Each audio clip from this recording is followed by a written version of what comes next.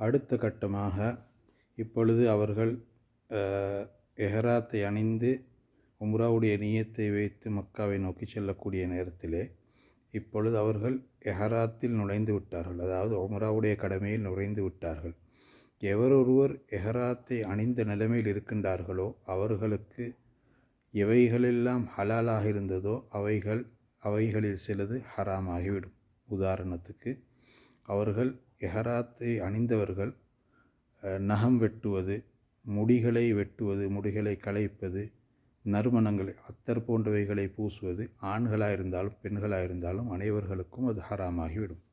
அதே போன்று ஆண்களுக்கு தேய்த்த ஆடைகளை அணிவது அல்லது தலையை மறைத்து கொள்வது இப்படியான விடயங்கள் ஆண்களுக்கு ஹராமாகும்.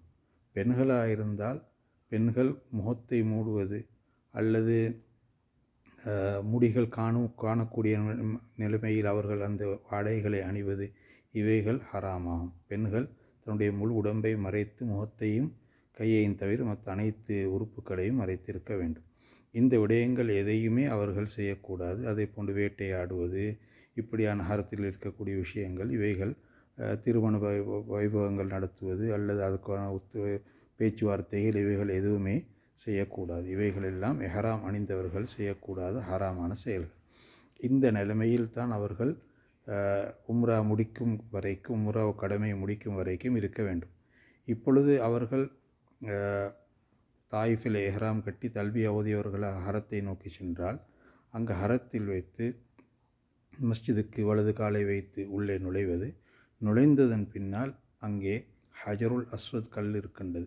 இதை முன்னோக்கித்தான் அவர்கள் முதலில் உம்ராவுடைய கடமையை ஆரம்பிக்க வேண்டும்.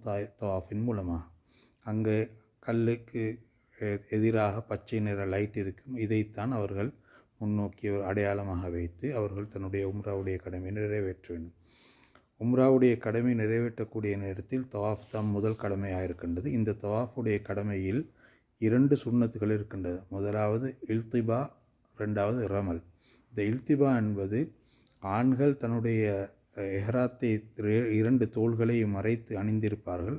அதில் வலது தோலை திறந்து வலது கைக்கு கீழால் இருந்து இடது தோலுக்கு தன்னுடைய துணியை போட்டுக்கொள்வது இது சுன்னத்தாகும். 2வது 7 சுத்துகள் தவாஃப் செய்ய வேண்டும். அதில் 3 சுத்துக்கள் ரமல் என்று சொல்வார்கள், மெதுவாக ஓடுவது, இதுவும் சுன்னத்தாகும். அங்கே நெருக்கடியாக இருந்தால், மக்கள் அதிகமாக இருந்தால் வளமையான நிலைமையில் போல் செல்வது ஆண்களுக்கு சுன்னத்து. ஆனால் இல்திபா செய்வது மிகவும் முக்கியமான ஒரு சுன்னத்தாகும்.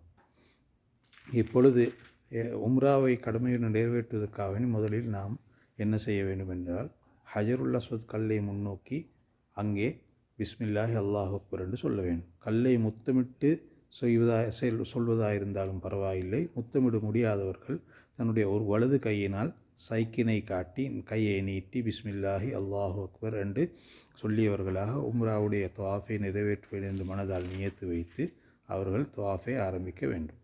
இந்த கையை சைக்கினை செய்து பிஸ்மில்லா அல்லாஹ் அக்பர் என்று சொன்னது பின்னால் அந்த கையை முத்தமிடுவது இல்லை. அப்படியே தன்னுடைய தவாஃபை ஆரம்பிக்க வேண்டும். 7 சுத்துக்கள். இந்த ஒவ்வொரு சுத்துக்களின் போதும் அவர்களுக்கென்று அந்த துஆக்கள், குறிப்பாக துஆக்களோ ஜிக்ருகளோ குர்ஆன் திலாவத்தோ என்று குறிப்பான இவைகளும் கிடையாது. அவர்களுக்கு விருப்பமான துஆக்களை ஓதலாம், விருப்பமான ஜிக்ருகளை செய்யலாம், விருப்பமான குர்ஆன் திலாவத்துகளை செய்யலாம். எதுவரை என்று சொன்னால், ஹஜருல் அஸ்வதுக்கு முன்னால் இருக்கக்கூடிய கோணம் ருக்குனுல் யமானி வரைக்கும். ருக்குனுல் யமானியை அடைந்து விட்டால் அந்த ருக்குனுல் யமானியை கையால் தொட முடியும். ஆனால் தொடுவதற்கு வசதி இல்லை என்று சொன்னால் பிஸ்மில்லா அல்லாஹ் அக்பர் என்று சைக்கினை காட்டுவதோ அல்லது பிஸ்மில்லா அல்லாஹ் அக்பர் என்று சொல்வதோ சுன்னத்து கிடையாது.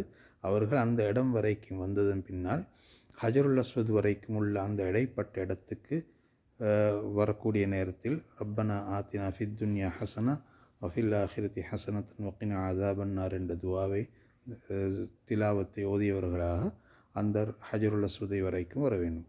ஹஜருல் அஸ்வதை அடைந்தவுடன் ஒரு சுத்து முடிவடைகின்றது. திரும்பவும் 2வது சுத்துக்கு கையை நீட்டி சைக்கினை காட்டி அல்லாஹ் அக்பர் என்று சொல்லி 2வது சுத்தை ஆரம்பிப்பது. இப்படி 7 சுத்துக்கள் ஹஜருல் அஸ்வத் கல்லிலிருந்து ஆரம்பித்து 7 சுத்துக்கள் காபாவை சுற்றி வந்தால் தவாஃபுடைய கடமை முடிவடைகின்றது. இதுக்கு பின்னால் ஆண்கள் அந்த துணியை தன்னுடைய வலது புஜத்தை மறைத்து கொண்டு மக்காமை இப்ராஹிமுக்கு பின்னால் சென்று 2 ரக்காத்துகள் தொழுவது சுன்னத்தான். 2 ரக்காத்துகள் தொழுது அந்த சுன்னத்தை நிறைவேற்றி விருப்பமானவர்கள் ஜம்சம் தண்ணீர் இருக்கின்றது அவைகளை குடித்து கொண்டு அவர்கள் என்ன செய்ய வேண்டும், நேரடியாக சஃபா மர்வாவுக்கு செய்வதற்காக வேண்டி செல்ல வேண்டும்.